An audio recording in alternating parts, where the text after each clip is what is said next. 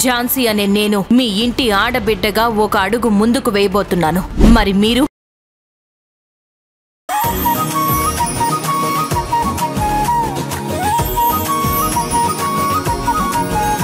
ఆ రాధా మనోహర్లు ఇంట్లో అడుగు పెట్టగానే మన గాయత్రి గురించి తెలుసుకుని వాళ్ళని ఇంట్లోంచి బయటికి పంపించేయాలి. అలాంటి మోసగాళ్ల నీడ కూడా నా ఇంటి మీద గాని నా ఇంట్లో ఉన్న వాళ్ళ మీద గాని పడ్డానికి వీల్లేదు. అలాంటి వాళ్ళని ఇలా బయటికి పంపిస్తే మళ్ళీ మనలాంటి వాళ్ళ ఇల్లు చూసుకుని అక్కడ కూడా ఇలాగే చేస్తారు. అందుకే మన గాయత్రి గురించి తెలిసిన వెంటనే అరెస్ట్ చేసి జైలుకు పంపించాలి. మళ్ళీ మనలాంటి వాళ్ళు మోసపోకుండా ఉండాలి. వస్తుంది కదా, రానియండి, వచ్చాక చెప్తాను.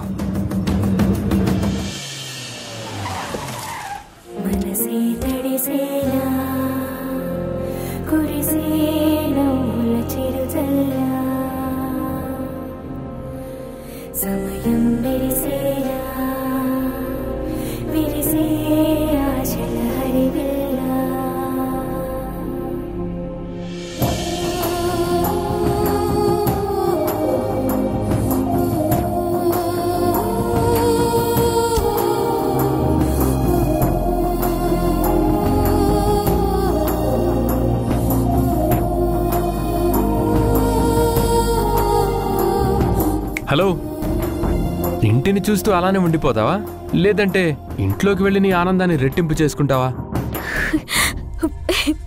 ఇది నా ఇల్లు మనోహర్. ఈ ఇంట్లో వాళ్ళు నా సొంత మనుషులు. అది తలుచుకుంటేనే మనసంతా ఏదో తెలియని సంతోషంతో నిండిపోయింది. ఒక సాధారణ ఎంప్లాయీగా ఈ ఇంట్లో అడుగు పెట్టిన నేను ఈ ఇంట్లో వాళ్ళందరూ నా వాళ్ళే అన్న ఫీలింగ్ ఎప్పుడు ఉండేది మనోహర్. అందుకేనేమో ఈ ఇంటికి ఏ కష్టం వచ్చినా నా మనసు తల్లడిల్లిపోయేది. వాళ్ళ ఆనందం కోసం ఏమైనా చేయాలి, ఎంత దూరమైనా వెళ్ళాలి అనిపించేది. కానీ ఈరోజు నేనే ఇంటి బిడ్డనని తెలుసుకున్నాక ఏదో కొత్తగా ఉంది మనోహర్. తెలియని అనుభూతి కలుగుతుంది. ఇప్పుడు నేను లోపలికి వెళ్ళగానే ఎన్ని రోజులు మేడం సార్ అని పిలిచిన నా అమ్మ నాన్న ఎదురుగా ఉంటారు. నేను వాళ్ళనిప్పుడు అమ్మ నాన్న అని నేను పిలవబోతున్నాను. మా నాన్నమ్మ, నా పిన్ని, బాబాయ్, తమ్ముడు అందరూ లోపలే ఉన్నారు మనోహర్. నా రక్తం లోపలుంది మనోహర్. నాకు ఏదో కాళ్ళు తేలుతున్నట్టు అంత అయోమయంగా ఉంది మనోహర్. వాళ్ళ మీద పెంచుకున్న ప్రేమ మొత్తం ఇలా కన్నీటి దారిలా కారిపోతుంటే లోపలికి వెళ్ళి వాళ్ళకేం చెప్తావు? నా కన్నీళ్ళే కాదు మనోహర్, నా రక్తం మొత్తం కారిపోయినా సరే వాళ్ళ మీద ప్రేమ ఏమాత్రం తగ్గదు. సరే సరే, ఇంకా ఇక్కడే ఉండి ఇలా ఎమోషనల్ అవుతావా? లేదంటే లోపలికి వెళ్ళి అందరికీ నిజం చెప్పి వాళ్ళ ఆనందాన్ని ఆస్వాదిస్తావా? పదరాదా, లోపలికి వెళ్దాం. పద రా.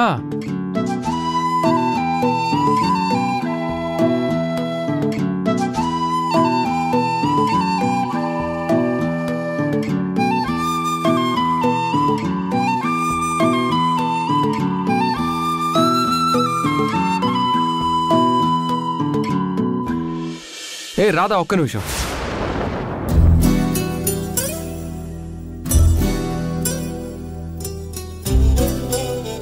మొదటిసారిగా నువ్వు ఇంటి వారసురాలిగా అడుగు పెట్టబోతున్నావు. సో కుడికాలు లోపల పెట్టి వెళ్ళు.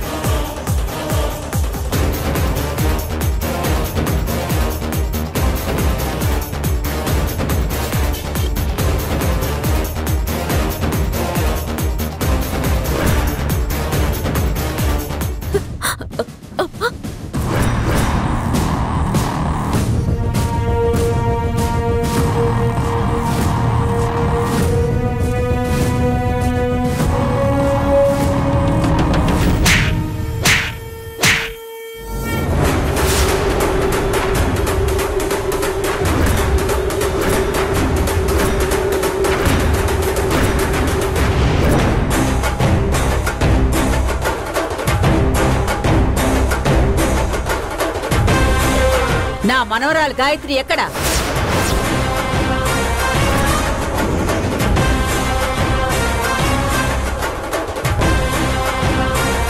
ఏం జరిగింది మేడం? రాధను ఎందుకు కొట్టారు? అంత కోపంగా ఉన్నారేంటి? నాకొస్తున్న కోపానికి ఈ రాధని కొట్టాలా చంపాలా?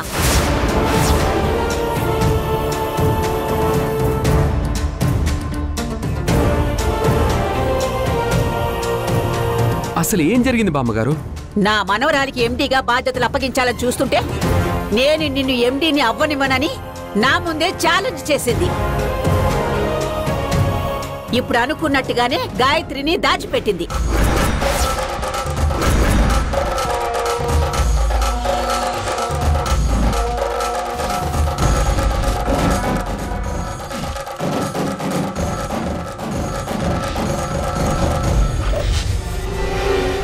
సత్య కనిపించడం లేదా? సత్య కాదు, గాయత్రి. నా మనవరాలు గాయత్రి కనిపించట్లేదు. మర్యాదగా ఏం చేసావో చెప్పు, లేదంటే నిన్ను పోలీసులకు అప్పచెప్తాను. కాదు కాదు, నా చేతులతోనే నీ గొంతు పిసికి నీ ప్రాణాలు తీస్తాను. చెప్పు, ఏం చేసావు నా గాయత్రిని?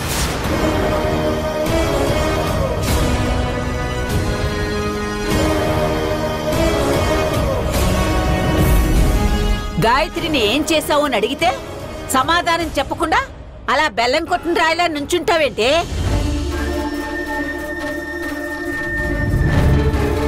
ఏంటి రాధా ఇది? ఎందుకు ఇలా చేసావు? ఎందుకు గాయత్రి మీద అంత కోపం? తను ఏం చేసిందని?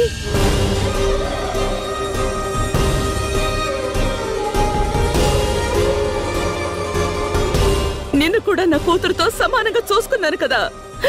ఇంట్లో అందరూ నీ మీద కంప్లైంట్లు ఇస్తున్నా, బయటికి పంపించాలని చూస్తున్నా. రాధ లాంటిది కాదు అని నిన్ను నమ్మాను కదా. అలాంటిది ఈరోజు నువ్వు చేసిన పని వల్ల నా నమ్మకాన్నే కోల్పోయే పరిస్థితికి తెచ్చుకున్నావు. ఏం తక్కువ చేశాను రాధా? చెప్పు.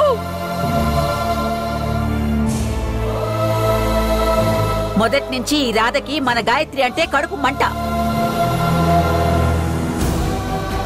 అదెందుకో తెలీదు, మనకి మంచి చేస్తున్నట్టు నటిస్తూ మన వెనక గోతులు తీస్తుంది.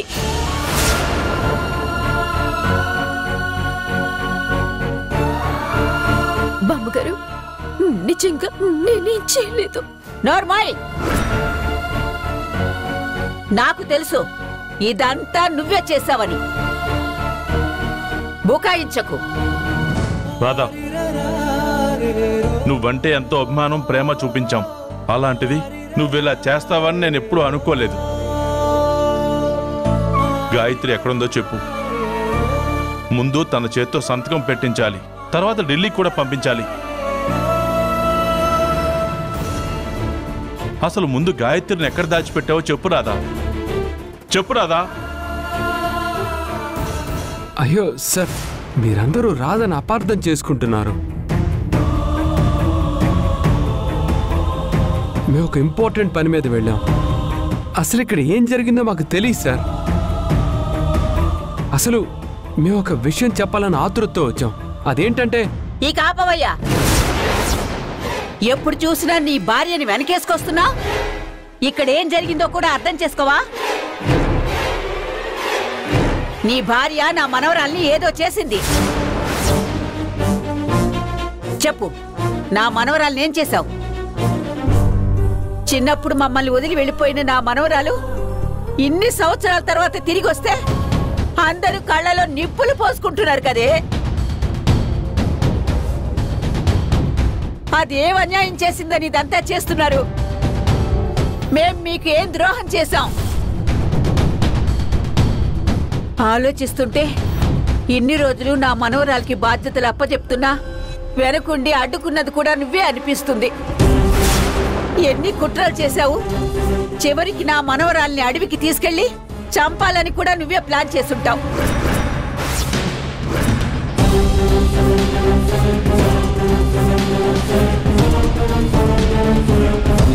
ఏం మాట్లాడుతున్నారు బామ్మగారు? నేను గాయత్రిని ఏదో చేయడం ఏంటి, చంపాలని చూడటం ఏంటి? అసలు తను మిస్ అయిందన్న విషయం కూడా మాకిప్పుడే తెలిసింది. అలాంటిది మేము ఎలా చేస్తాం బామ్మగారు?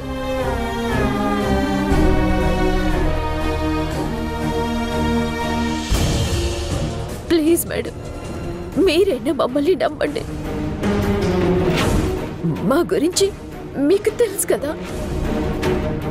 అయినా మేము ఈ పని ఎందుకు చేస్తాం మేడం? సార్, మీరైనా మేడంకి చెప్పండి సార్. మేము అలాంటి వాళ్ళమా? ఎంత నమ్మకంగా ఉన్నాం. ఇప్పుడు గాయత్రి మిస్ అవ్వడంతో నాకు సంబంధం లేదు సార్.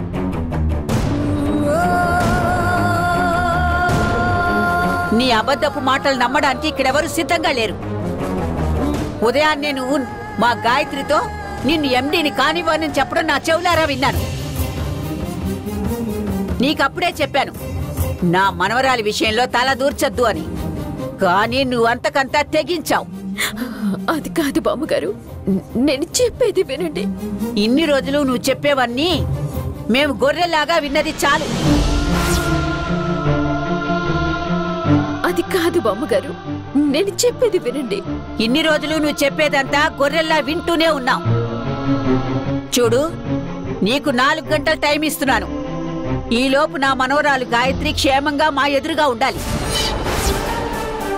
లేదంటే నిన్నేం చేస్తానో నాకే తెలీదు. గుర్తు పెట్టుకో, 4 గంటలు మాత్రమే టైం ఉంది. ఎలా నా మనవరాలు నా ఇంటికి రాదో నేను చూస్తాను.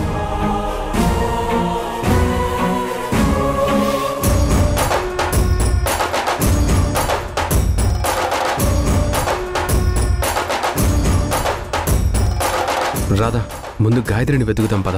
రా.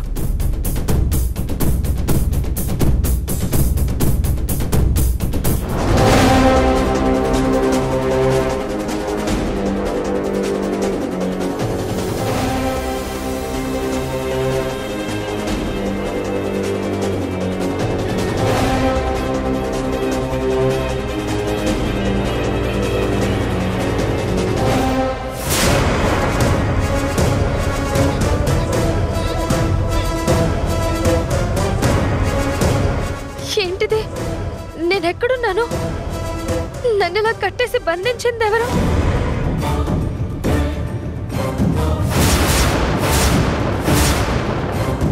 నన్ను ఇక్కడ బంధిస్తే మరక్కడ నా ఎండి పదవి ఎలా? అసలు ఇదంతా ఎవరు చేస్తున్నారు? నాకు ఎండి పదవి రాకుండా ఉండడానికి ఆ రాధ ఏమైనా ప్లాన్ చేసిందా? లేదు లేదు, రాధ ఇంత చీప్ గా ఆలోచించదు. మరి ఎవరు చేసుంటారు? ఎవరై ఉంటారు? కనీసం అరవాలన్నా కూడా అరవకుండా నోరుకి ప్లాస్టర్ వేశారు.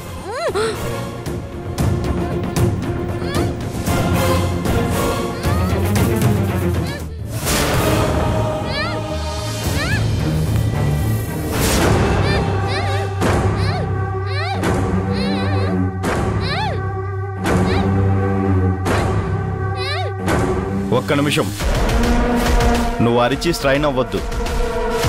కిడ్నాప్ చేసి తీసుకొచ్చిన ఒక్కొక్కరు మమ్మల్ని ఏమడుగుతారో మాకు తెలుసు.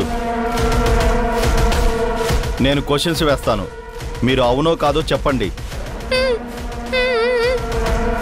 ఓకేనా? క్వశ్చన్ నెంబర్ 1, మీరెవరు? నన్ను ఎందుకు కిడ్నాప్ చేశారు? ఆ విషయం నేను చెప్పను. క్వశ్చన్ నెంబర్ 2, నన్నెవరు కిడ్నాప్ చేశారు అనేగా? అది కూడా నేను చెప్పను. క్వశ్చన్ నెంబర్ 3, ప్లీజ్ నన్ను వదిలేయండి, మీకు దండం పెడతాను, అంతే కదా? నిన్ను మేము వదిలిపెట్టము. నీకేం చెప్పాం?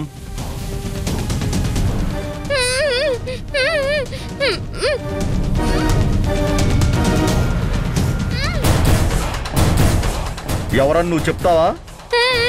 సరే, ఒక్కసారి తీస్తాను. ఎవడ్రా నువ్వు? సచ్చినోడా! నేను అడగాల్సిన ప్రశ్నలన్నీ నువ్వే అడిగేసి అన్ని తెలుసు కూడా తెలీదని చెప్తావా? అంటే ఏంట్రా నీ శార్థం పెట్ట? నీ ఆస్తిని దొంగలెత్తుకుపోను. నేను పోలీసులు అరెస్ట్ చెయ్య, నేను పోలీసులు కుళ్ళపొడి చెయ్య.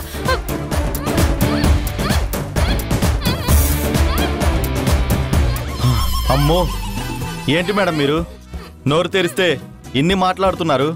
అమ్మో, చచ్చినా మీ ప్లాస్టర్ తీయను.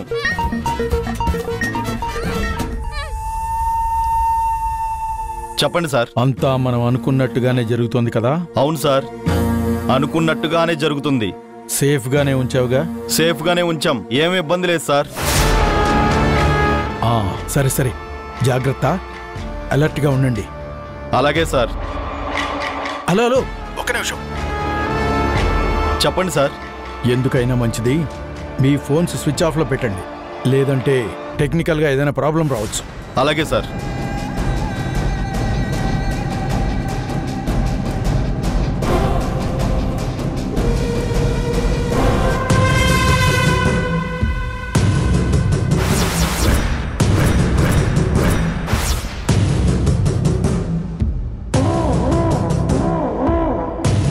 ఏమంటున్నారు మన రౌడీ వెధవలు?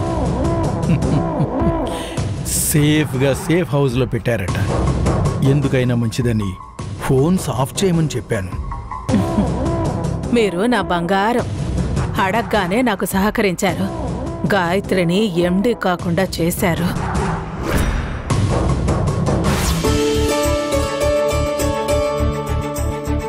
ఎంత అందంగా ఉన్నావే.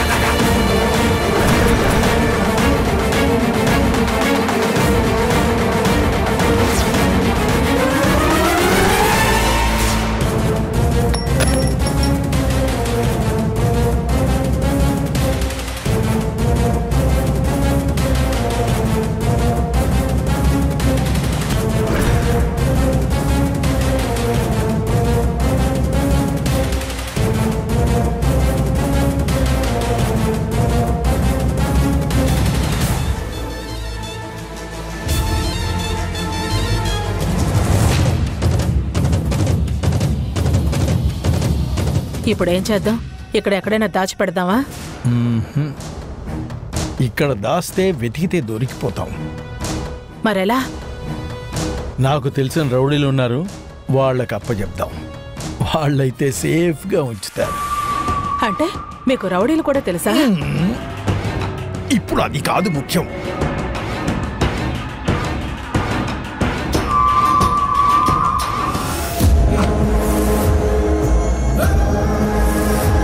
రేయ్, నేను చెప్పేది జాగ్రత్తగా విను. ఒక అమ్మాయిని తీసుకెళ్లి బంధించాలి.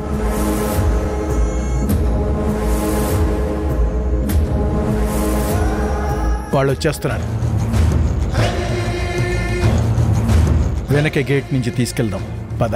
సీసీ కెమెరాలు అవన్నీ నేను ఆల్రెడీ సెట్ చేసేసాను.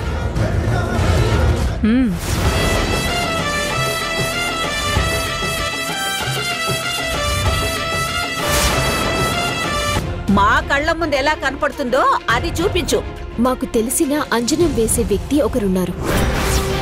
అతను కనుక వచ్చి అంజనం వేస్తే ఆ అంజనంలో గాయత్రిని ఎవరు దాచిపెట్టారో, ఎక్కడ దాచిపెట్టారో అనేది తెలిసిపోతుంది.